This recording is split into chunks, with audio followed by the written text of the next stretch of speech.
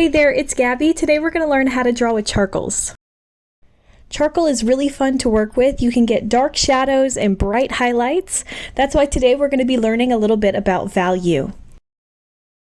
Value is an element of art that refers to the gradual change of lightness or darkness of a color. Value is created when a light source shines upon an object, creating highlights, shadows, and cast shadows. So we're going to learn a little more about value later on in the video. Now we're going to go over some materials that you need to work with charcoals. When it comes to what kind of paper you're going to use, you can buy charcoal paper specifically for working with charcoal. I'm just going to use my regular drawing paper today, and whatever you have on hand should work just fine. These are the materials I like to use when I work with charcoals. Just a regular pencil, a ruler, at least 2 charcoal pencils of really any kind. The ones I have here are 3B and B. I also like to use some little blending stumps. Willow or vine charcoal works great for those bigger areas. If you have compressed charcoal, that would work good as well. A kneaded eraser, a regular eraser, and I just got this cool thing. It's called a mono eraser, and it's great for erasing tiny little areas to bring out highlights. Getting a pack like this to start you off is a really good idea because it comes with white charcoal and a kneaded eraser. So if that's what you're starting off with, you should be in good hands. And if you don't have any blending stumps like these, what you can use instead is just a paper towel. Paper towel or a tissue paper, even I've seen people use tissues, will work great for blending. You just want to avoid using your fingers to blend because you don't want the oils from your hand to get on the paper. You don't have to have all these supplies to get started, just start with what you have. First thing we're going to do is a value scale. This is great because it's going to show you how to get a full range of values using your charcoals. So go ahead and grab your pencil and your ruler. We're going to make 7 boxes. This scale is really simple. It's just 7 inches long. So each box is an inch.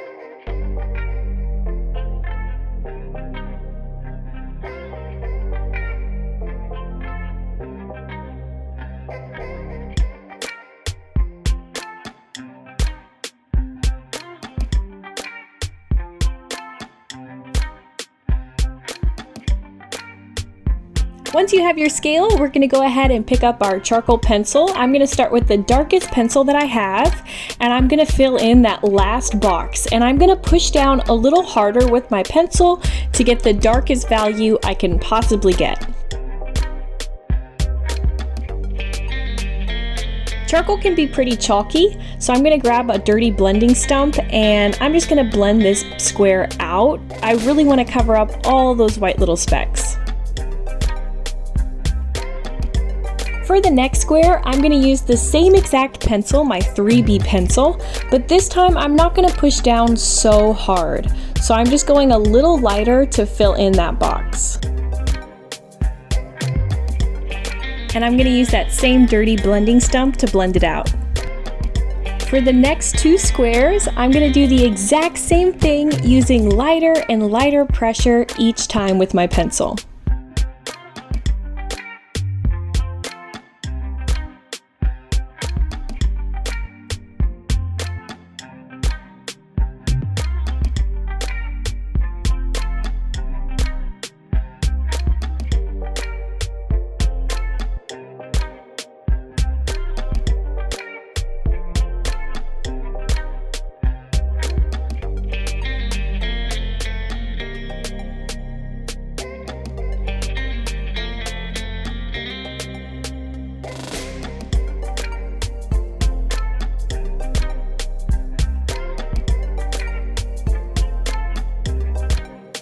I think that's about as light as I can go using my pencil, so for these next 2, I'm going to do something a little different.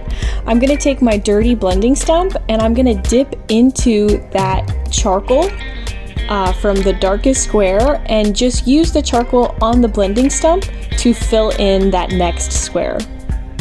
So that's how I always get my lightest values, is I just take my blending stump and dip it into an area where I have a lot of charcoal and then just fill it in that way.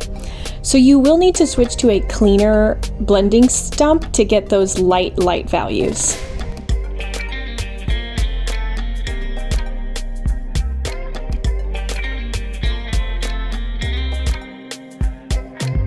If you notice on your scale that you have two squares that look really similar, that's a great time to get out the Kneaded Eraser. So with the Kneaded Eraser, you kind of want to play with it, kind of like putty, before you use it. You don't want to keep it in the square shape that it comes in. And these erasers are really great for lifting up some of the charcoal to lighten the values in places where you want a little too dark. So you can use this in your scale if you have a square that looks too much like the square next to it.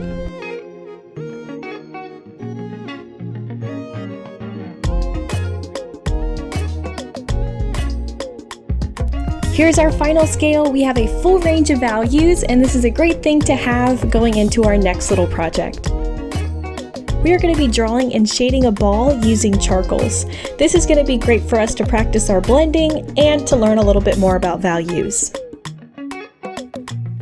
Starting at the very top of the ball, the brightest, lightest part is called the highlight. That's where the light is really hitting the object. The next thing we see is light, so it's just a little lighter around that highlight. From there, we just have the shadow areas, and then that darkest shadow is called the core shadow. Right below the core shadow, we have a tiny bit of some reflected light, and what that comes is from the light bouncing off that imaginary white table and just hitting the bottom of the ball. The darkest part, as you can see in the picture, is the shadow. And that shadow is called the cast shadow because it's not on the object, it's actually on the table or the ground that the ball is sitting on. So to start our ball, I want you to take a round object in your house, like a bowl, and just a regular pencil. You can go ahead and trace around the bowl so you get your perfect circle. I am putting my ball over a little bit more on the left side of the paper. That's just because I know I want to label it, so I want to leave space to add the labels over on the right side. Using my pencil, I'm also going to sketch out the cast shadow that goes under the ball. So I want to talk a little bit about shadows. So our ball has a light source, and that light source is coming from that top left-hand corner of the paper. The core shadow is always going to be opposite of that, and then the cast shadow is actually going to line up with the edge of the ball. So notice your light source, and remember that the darkest shadows are going to be opposite of it. Using my pencil, I'm going to do a really light circle where my highlight is going to be. And now I'm going to take my ruler and I'm just going to imagine lining it up with that light source. I'm just going to put a little line where the edge of my shadow is going to go.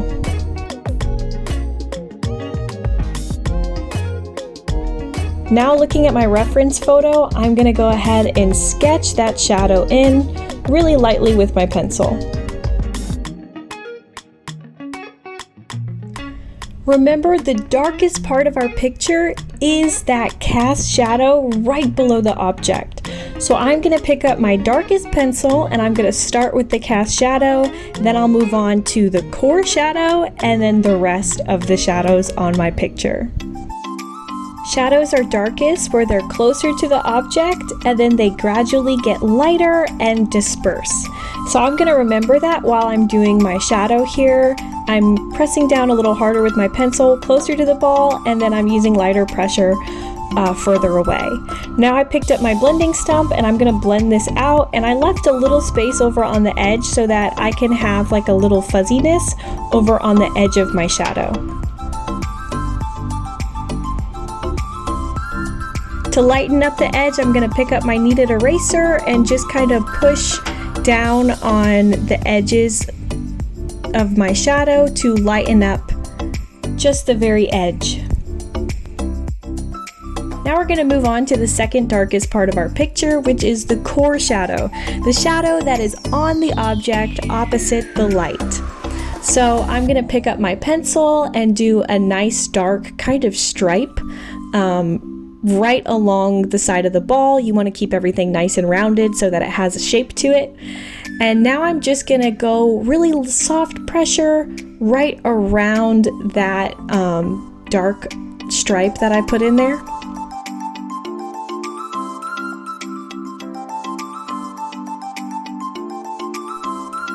Now to put my lighter shadows in, I'm going to take a scrap piece of paper and my vine charcoal. I'm just going to scribble some on my scrap piece of paper until I have lots of charcoal sitting on there. And then I'm going to pick up my blending stump. So first thing I'm going to do is just blend out the shadows that I already have on my ball. And I'm going to spread out these shadows a little bit.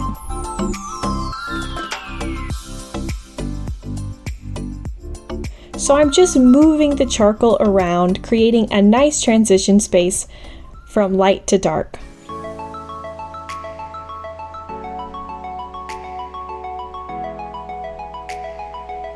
Now that I have that, I'm going to start picking up little pieces of this charcoal that I have on my scrap piece of paper to add in my other shadows.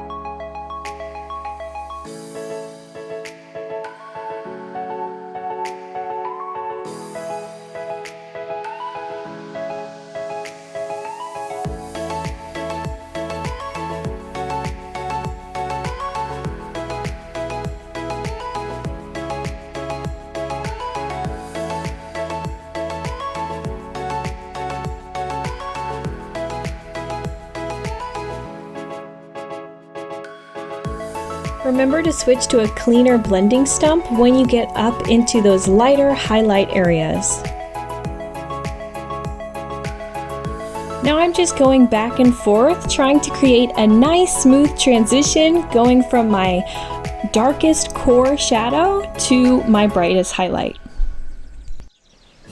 And I am avoiding putting any charcoal on my highlight because I want to use the white of my paper as my brightest value.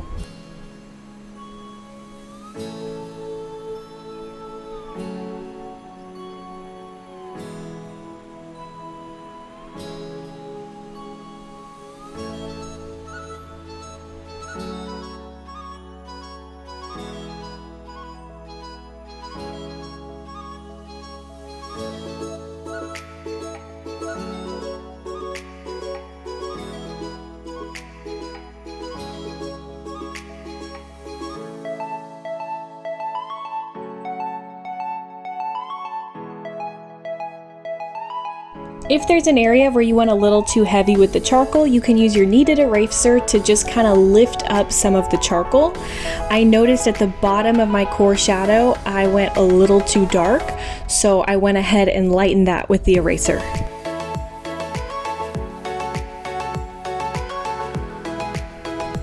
So once you have your ball, I want you to go ahead and label it using your ruler and your pencil.